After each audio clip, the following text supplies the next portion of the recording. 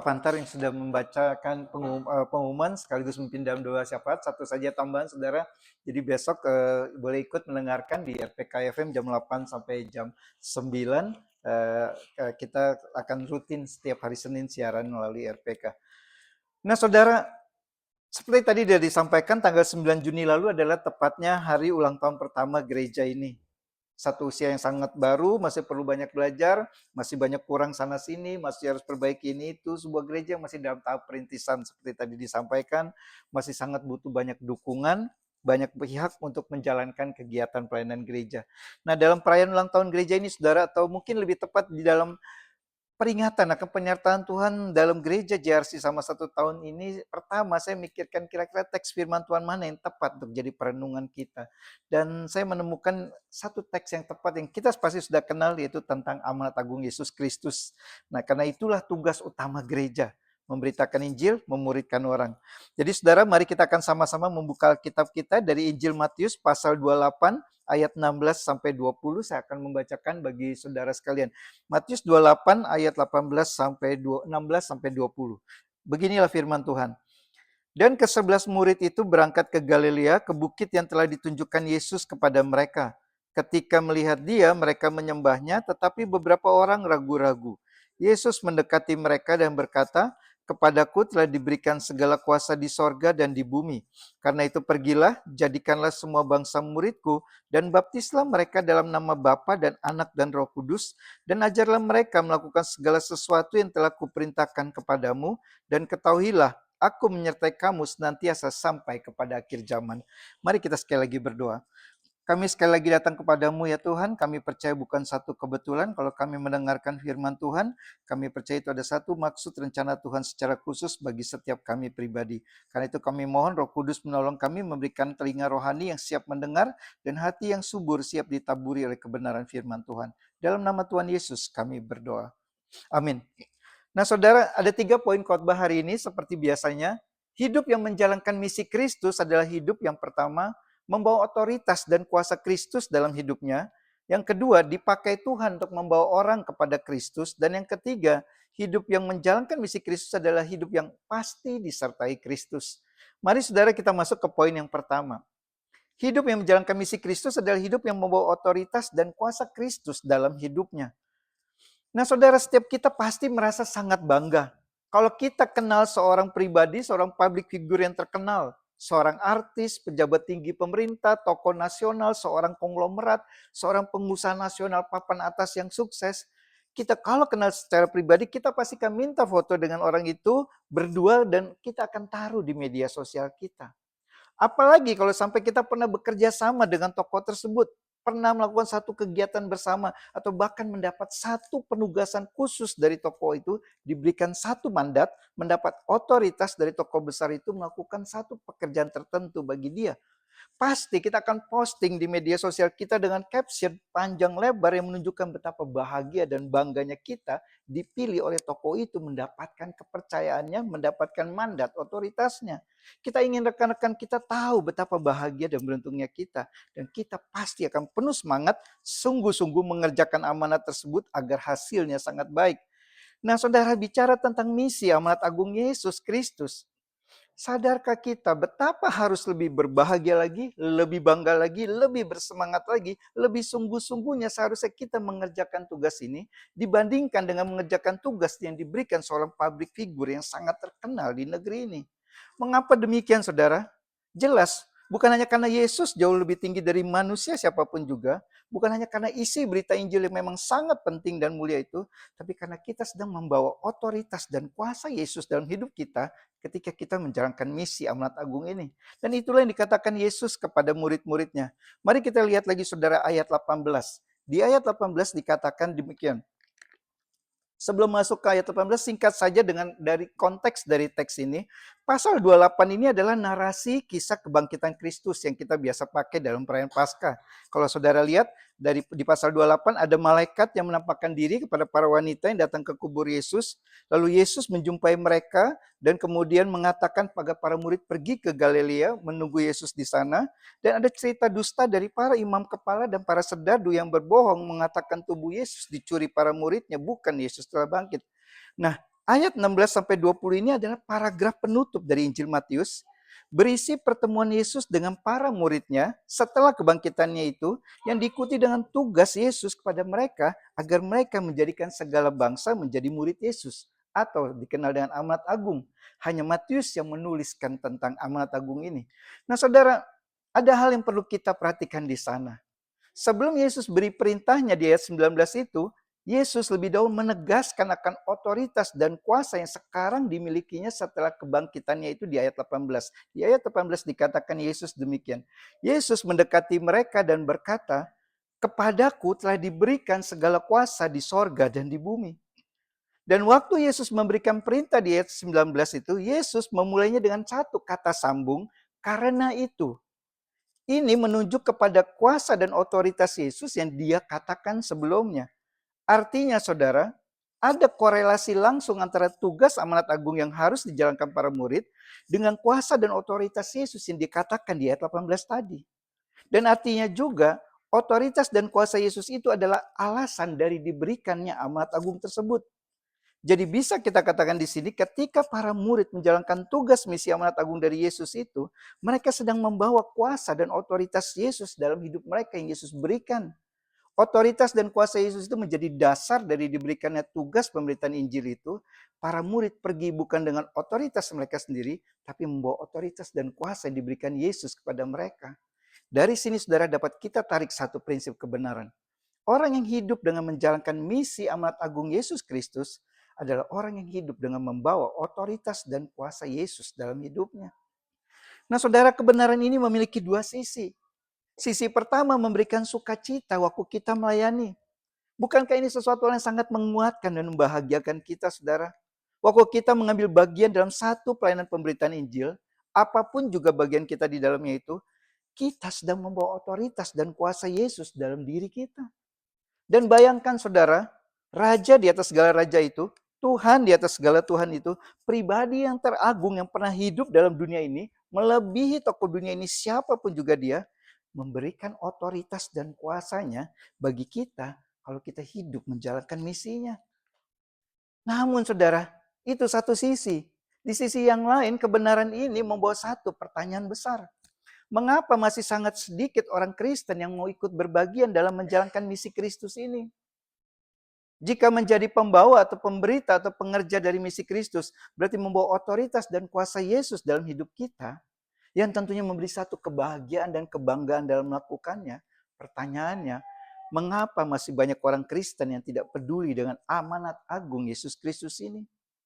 Mereka tahu Yesus sudah mati baginya, tahu Yesus sudah bangkit baginya, tahu Yesus berikan perintah untuk menjalankan amanat agung itu. Yesus juga berikan otoritas dan kuasanya, dan mereka ingin mengalami kuasa Yesus dalam hidup mereka. Bahkan mungkin mereka berani klaim hidup mereka dengan otoritas Kristus di dalamnya.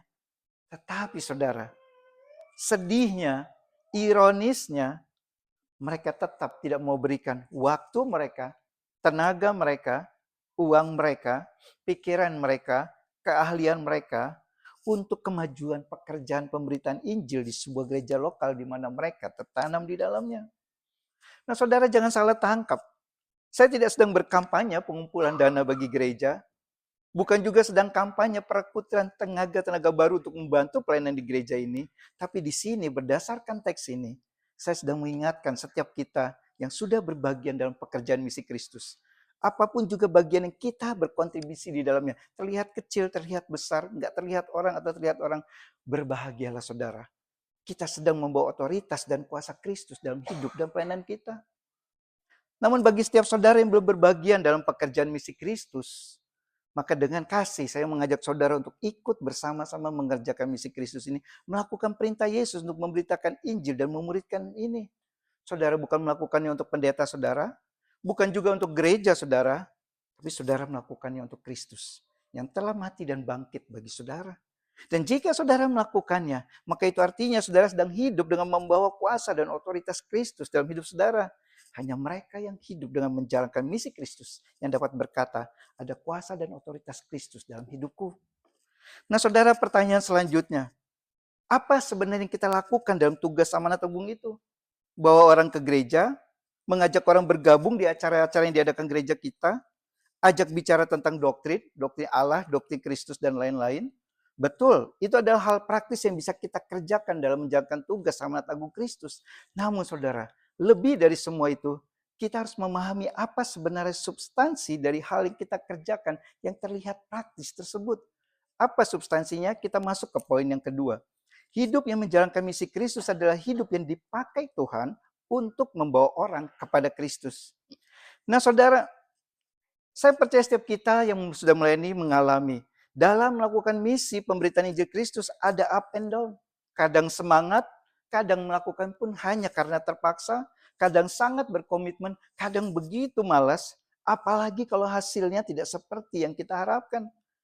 Nah, ketika semangat itu mulai hilang, komitmen mulai berkurang, sepertinya kita perlu mengingat kembali substansi dari apa yang kita lakukan ini. Yang kita lakukan sebenarnya adalah memberikan hidup kita menjadi alat di tangan Tuhan untuk membawa orang kepada Kristus. Perhatikan kalimat saya ini dengan jelas saudara. Sengaja saya katakan hidup yang dipakai Tuhan untuk membawa orang kepada Kristus. Karena memang yang bisa bawa orang kepada Kristus hanyalah Roh Kudus. Namun Roh Kudus bekerja memakai kita menjadi alat di tangannya. Sehingga melalui kita orang dapat mengenal Kristus. Dan inilah substansi dari pekerjaan misi Kristus yang kita lakukan. Sekali lagi, apapun juga bagian kita di dalamnya, setiap orang punya bagian dan porsinya masing-masing. Setiap kita yang menjalankan misi Kristus, melayani Tuhan, sebenarnya sedang memberikan diri dipakai Tuhan untuk membawa orang lain kepada Kristus. Nah inilah yang dikatakan Yesus kepada murid-muridnya. Mari kita lihat lagi di ayat 19 dan 20a saudara. Di ayat 19 dan 20a, Yesus katakan gini, jadikanlah semua bangsa muridku, dan baptislah mereka dalam nama Bapa dan Anak dan Roh Kudus, dan ajarlah mereka melakukan segala sesuatu yang telah kuperintahkan kepadamu. Kalimat ini jelas sifatnya kalimat perintah, imperatif. Dan perintah sentral atau perintah utamanya juga jelas adalah menjadikan orang-orang sebagai murid Kristus. Apa artinya menjadikan orang sebagai murid Kristus? Artinya kita membawa orang untuk percaya kepada Kristus, dan setelah percaya kita pimpin orang itu untuk bertumbuh menjadi dewasa sehingga ia mengerti apa artinya mengikut Kristus. Satu hari nanti kelak orang itu juga akan menjadi pemimpin yang bisa memimpin orang lain kepada Kristus. Dan dari ayat ini ada 3 aspek dalam melakukan tugas tersebut saudara. Pertama, Yesus katakan pergi. Pergi merujuk kepada sebuah tindakan di mana para murid harus melangkah keluar ke dunia ini. Mereka bukan menunggu di dalam, tapi pergi keluar. Mereka bukan pasif, tetapi aktif. Mereka bukan santai, diam-diam menunggu bola, tapi inisiatif bergerak menjemput bola. Mereka yang pergi melakukan misi. Lalu aspek kedua, membaptis. Membaptis di sini merujuk pada satu upacara yang harus dilakukan pada orang yang telah menjadi percaya kepada Yesus. Jadi hal baptisan adalah hal penting yang menjadi elemen dalam tugas misi pemuritan ini. Dan hal yang ketiga Yesus katakan mengajar. Para murid harus mengajarkan segala sesuatu yang telah Yesus ajarkan kepada mereka.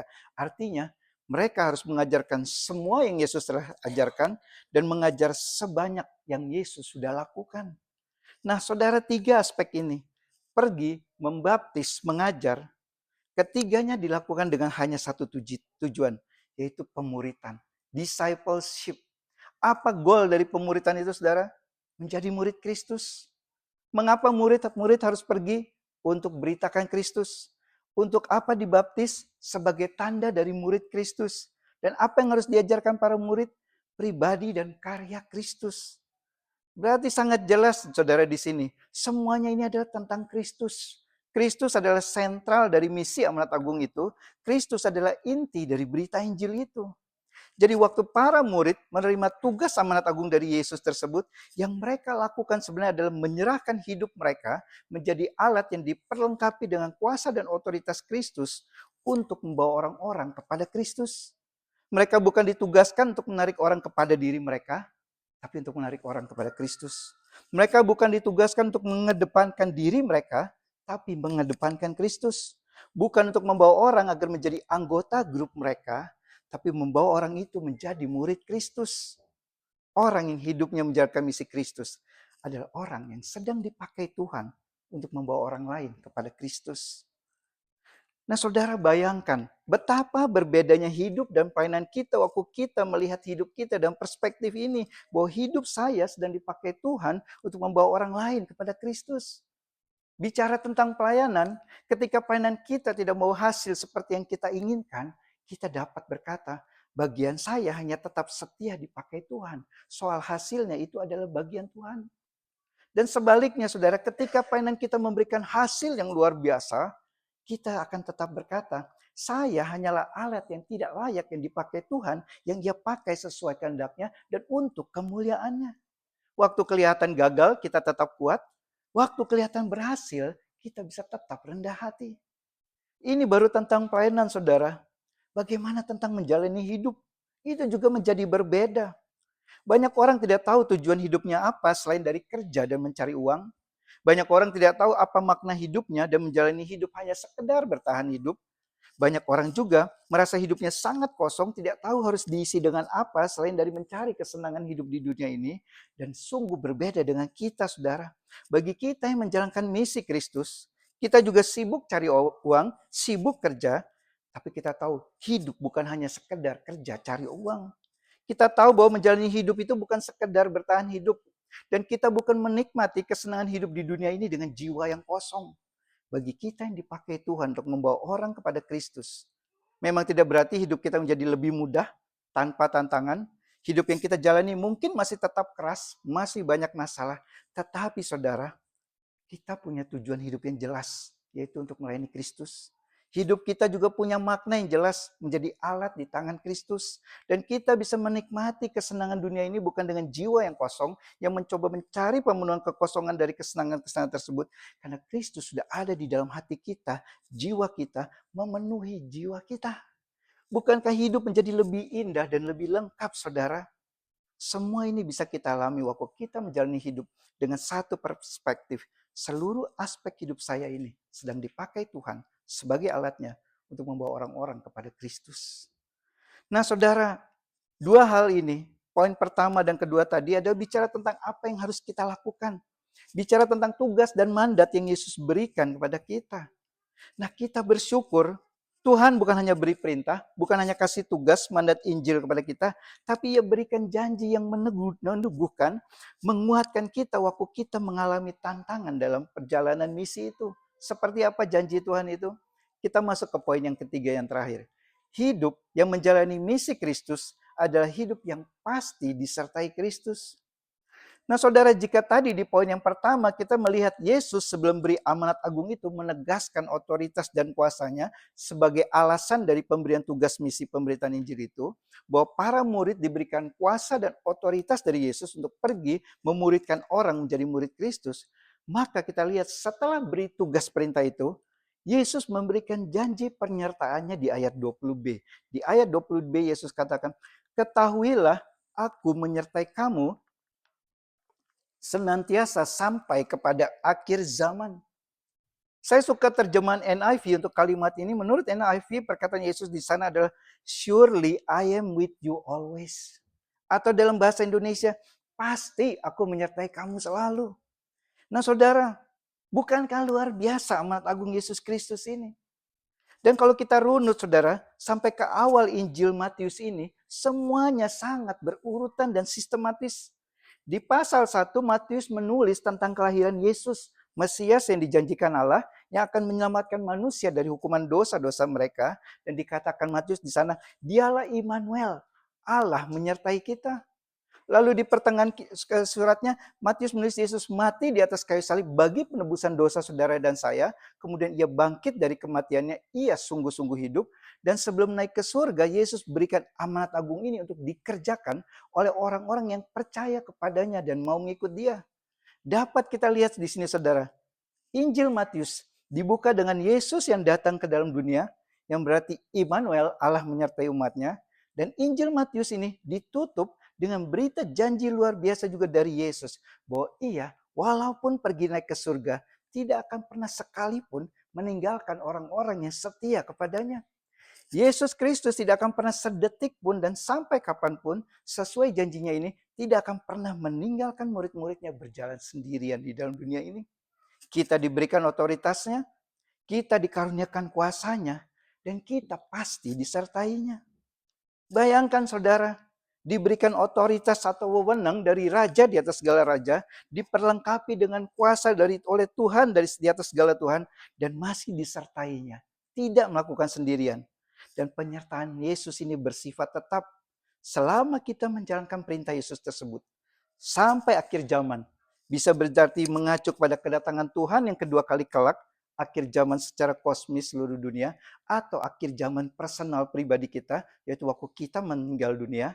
Artinya saudara, selama Yesus belum datang kembali, selama kita masih hidup di dunia ini, jika kita hidup dengan menjalankan misi Kristus dalam hidup kita, maka ini yang pasti kita alami.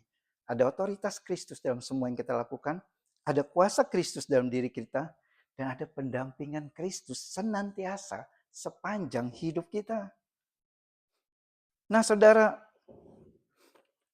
kalau saudara berpikir untuk menjalankan amanat agung Yesus Kristus ini harus menunggu kita siap dulu, menunggu kita jadi orang baik dulu, menunggu kita ada waktu dulu, tunggu ada dananya dulu, tunggu hidup kita settle dulu, tunggu masalah-masalah hidup kita semuanya ini beres dulu, tunggu semuanya ada dulu, dan seterusnya, dan seterusnya. Yang intinya hanya penundaan, kemalasan rohani, rasionalisasi belaka. Kalau saudara merasa belum layak untuk ikut berbagian dalam pekerjaan misi Kristus ini, maka saudara, ingatlah siapa Matius penulis Injil ini. Seorang mantan pemungut cukai, seorang pengumpul pajak, namanya sebelum menjadi murid Yesus adalah Lewi, seorang yang profesinya dianggap paling berdosa, paling dibenci oleh orang Yahudi, seorang yang dianggap sampah masyarakat oleh orang Yahudi, seorang yang dicap pengkhianat bangsanya sendiri. Namun, satu hari Yesus melihat dia dan berkata kepada dia, ikutlah aku. Dan ia langsung merespons panggilan Yesus tersebut, meninggalkan kantornya, meja cukainya, dan dia mengikut Yesus. Lukas mencatat setelah Yesus memanggil dia, dikatakan Lukas, maka berdirilah Lewi dan meninggalkan segala sesuatu, lalu mengikut dia. Lukas 5 ayat 27 sampai 32. Dan setelah itu Lukas juga mencatat si Lewi ini, Matius ini mengundang Yesus untuk makan di rumahnya. Dan Lukas mencatat Lewi mengadakan satu perjamuan besar di rumahnya dengan mengundang banyak teman seprofesinya, itu sesama pemungut cukai. Karena memang hanya itulah teman-teman dari Matius. Tidak ada orang Yahudi selain pemungut cukai yang mau berteman dengan dia. Dan di dalam perjamuan makanan itu, saudara, ketika orang Farisi dan ahli Taurat bersungut-sungut karena melihat mengapa Yesus duduk dengan makan dengan para pemungut cukai ini, Yesus mengatakan satu perkataan yang sangat terkenal. Bukan orang sehat yang memerlukan tabib, tetapi orang sakit. Aku datang bukan untuk memanggil orang benar, tetapi orang berdosa supaya mereka bertobat. Matius, atau yang dulu namanya Lewi, seorang pemungut cukai ini, menulis Injilnya untuk para pembaca orang-orang Yahudi seperti dia. Dan tradisi menyebutkan ia melayani orang Yahudi di Israel dan di luar Israel selama beberapa tahun sebelum akhirnya dia menjadi martir karena imannya. Tradisi mengatakan ia mati dengan dibakar di atas sebuah tiang. Matius, seorang berdosa yang tidak layak itu, yang dibenci orang itu, dipanggil Yesus untuk menjalankan misi Kristus sampai akhir hidupnya. Dan Matius rela membayar harga untuk melakukan misi Kristus itu. Dengan setia ia menjalankan misi Kristus. Seorang mantan pemungut cukai berubah menjadi seorang rasul Yesus Kristus. Dan dia menulis perintah Yesus ini bagi kita semua orang-orang Kristen saat ini. Apa pelajarannya saudara dari kisah Matius ini? Bukan berarti kita semua harus meninggalkan profesi dan pekerjaan kita saat ini di marketplace dan ramai-ramai masuk sekolah teologi. Bukan ini saudara, ada sebagian kecil yang harus melakukannya seperti saya di tahun 2011 lalu. Tapi sebagian besar kita tidak dipanggil seperti demikian. Bukan ini pelajarannya. Pelajaran dari hidup Matius ini adalah Yesus bukan mencari orang yang dalam tanda kutip sempurna, yang sudah jago berteologi, yang sudah terlatih dalam memberitakan Injil, yang sudah berpengalaman belasan atau puluhan tahun melayani, yang hidup moral dan etikanya sudah sangat baik, yang sudah siap untuk melayani Tuhan. Bukan semua kualifikasi ini yang dicari Yesus untuk menjadi orang yang dipilihnya untuk mengemban misi amanat agung itu. Jika ini syaratnya, maka Matius jelas tidak memenuhi kualifikasi tersebut. Hanya satu kualifikasi yang dicari Yesus terkait dengan menjalankan misi amanat agungnya itu. Itu mereka yang meresponi panggilan Yesus itu dengan satu tindakan nyata seperti Matius. Ia berdiri lalu mengikut Yesus. Nah saudara, Semua kita punya kelemahan dan kekurangan. Semua kita adalah orang-orang berdosa. Semua kita adalah orang-orang yang sebenarnya sama sekali tidak layak untuk melayani Tuhan. Tidak ada satupun dari kita yang layak. Dan semua kita juga saudara yang mengaku para murid Kristus ini. Walaupun orang berdosa, walaupun banyak kelemahan, walaupun tidak layak. Semua kita dipanggil untuk berbagian dalam mengerjakan misi Kristus di dunia ini. Beritakan Injil dan membawa orang-orang kepada Kristus. Agar mereka bisa juga percaya kepada Kristus. Jadi pertanyaannya saudara, bukan apakah saudara siap atau tidak siap, tapi pertanyaannya adalah, apakah saudara bersedia atau tidak bersedia? Apakah saudara mau atau tidak mau? Dan masalahnya saudara, amanat agung Kristus ini bukanlah sebuah pilihan, boleh dilakukan, boleh juga tidak dilakukan. Tapi ini adalah sebuah tugas, sebuah mandatori, perintah Yesus kepada setiap kita yang mengaku sebagai murid Kristus. Artinya hanya ada dua macam orang. Jika saudara tidak bersedia menjalankan misi Kristus ini, maka itu artinya hanya satu hal. Saudara sedang melawan perintah Tuhan, saudara sedang tidak mentaati Tuhan. Dan sebaliknya, jika saudara bersedia hidup menjalankan misi Kristus, memberikan apa yang bisa kita berikan bagi pekerjaan Tuhan pemberitaan Injil dan amanat agung Kristus, maka itu artinya saudara sedang mentaati perintah Tuhan. Saudara kelompok yang mana? Yang taat atau yang tidak taat? Kiranya Roh Kudus menolong setiap kita untuk penuh kesungguhan dan dengan sukacita dan tetap setia menjalankan amanat agung Kristus ini sampai Kristus datang kembali kelak atau sampai hidup kita selesai di dunia ini. Amin. Mari kita berdoa. Kami sekali lagi datang kepadamu ya Tuhan. Kami bersyukur kalau hari ini di mana kami mengingat kembali akan penyertaan Tuhan sepanjang 1 tahun gereja ini berdiri. Kami mengingat akan amanat agung Yesus Kristus yang Tuhan berikan kepada kedua rasul-rasul-Mu dan sampai kepada kami orang-orang percaya yang mengaku sebagai murid Kristus. Kiranya Roh Kudus menolong kami semua sehingga kami bisa memikirkan, ikut juga mau berbagian, digerakkan untuk tidak hanya duduk berdiam berpangku tangan, tapi kami akan sungguh-sungguh memikirkan apa yang bisa kami kontribusikan dalam hidup kami bagi kemajuan pekerjaan pemberitaan Injil dan amanat agung ini. Kiranya Tuhan sendiri akan memeteraikan kebenaran firman ini di dalam hati setiap kami. Dalam nama Tuhan Yesus kami berdoa. Amin.